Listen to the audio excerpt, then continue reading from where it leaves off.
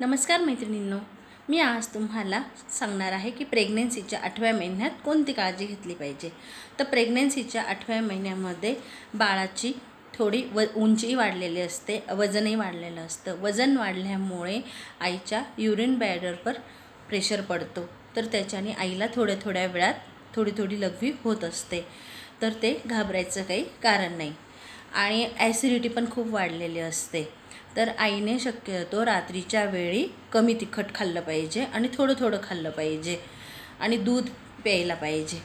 आणि अजून म्हणजे की 8व्या महिन्यामध्ये श्वास घ्यायला त्रास होतो, तर श्वास घ्यायला बाळाचे वजन वाढल्यामुळे आईला श्वास घ्यायला त्रास होतो।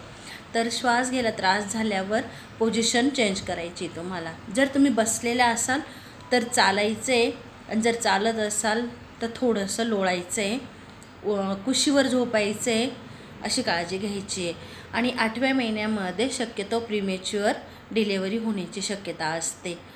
तर त्याचे लंग्स जर पूर्ण वाढ झालेली असेल तर काही घाबरायचं कारण नसतं, परंतु आणि बाळ 8व्या महिन्यामध्ये डिलेवरीसाठी पोझिशन घेण्याचा प्रयत्न करत असतो। डोक्याचं वजन वाढल्याने त्याचा डोक्याचा भाग खाली येत असतो, त्याच्यामुळे प्रीमेच्युअर डिलेवरी होण्याची शक्यता असते।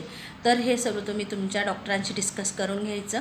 बघा, तुम्हाला माझे व्हिडिओ आवडत असतील तर लाईक करा, शेअर करा, माझ्या चॅनलला सबस्क्राईब करा। थँक्यू।